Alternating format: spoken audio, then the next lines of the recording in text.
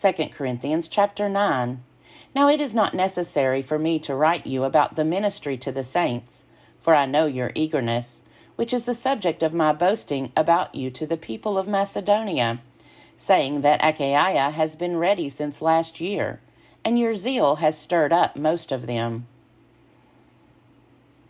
But I am sending the brothers in order that our boasting about you may not prove to have been empty in this case, so that you may be ready, as I said you would be. Otherwise, if some Macedonians come with me and find that you are not ready, we would be humiliated, to say nothing of you, in this undertaking. So I thought it necessary to urge the brothers to go on ahead to you, and arrange in advance for this bountiful gift that you have promised, so that it may be ready as a voluntary gift and not as an extortion. The point is this: the one who sows sparingly will also reap sparingly, and the one who sows bountifully will also reap bountifully. Each of you must give as you have made up your mind, not reluctantly or under compulsion, for God loves a cheerful giver. And God is able to provide you with every blessing in abundance, so that by always having enough of everything, you may share abundantly in every good work. As it is written, He scatters abroad, He gives to the poor, His righteousness endures forever. He who supplies seed to the sower and bread for food will supply and multiply your seed for sowing, and increase the harvest of your righteousness. You will be enriched in every way for your great generosity, which will produce thanksgiving to God through us. For the rendering of this ministry not only supplies the needs of the saints, but also overflows with many thanksgivings to God. Through the testing of this ministry, you glorify God by your obedience to the confession of the gospel of Christ, and by the generosity of your sharing with them and with all others, while they long for you and pray for you because of the surpassing grace of God that He has given you.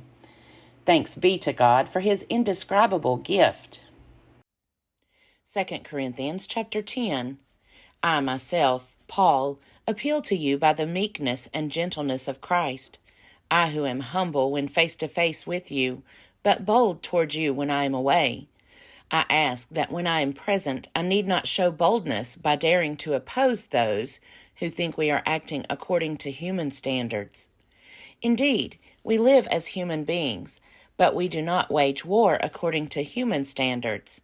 For the weapons of our warfare are not merely human, but they have divine power to destroy strongholds. We destroy arguments and every proud obstacle raised up against the knowledge of God, and we take every thought captive to obey Christ. We are ready to punish every disobedience when your obedience is complete. Look at what is before your eyes. If you are confident that you belong to Christ, remind yourself of this, that just as you belong to Christ, so also do we. Now, even if I boast a little too much of our authority, which the Lord gave for building you up and not for tearing you down, I will not be ashamed of it. I do not want to seem as though I am trying to frighten you with my letters. For they say, his letters are weighty and strong, but his bodily presence is weak, and his speech contemptible. Let such people understand that what we say by letter when absent, we will also do when present. We do not dare to classify or compare ourselves with some of those who commend themselves. But when they measure themselves by one another and compare themselves with one another, they do not show good sense. We, however, will not boast beyond limits, but will keep within the field that God has assigned to us, to reach out even as far as you, for we were not overstepping our limits when we reached you. We were the first to come all the way to you with the good news of Christ. We do not boast beyond limits, that is, in the labors of others, but our hope is that, as your faith increases, our sphere of action among you may be greatly enlarged, so that we may proclaim the good news in lands beyond you, without boasting of work already done in someone else's sphere of action. Let the one who boasts boast in the Lord. For it is not those who commend themselves that are approved, but those whom the Lord commends.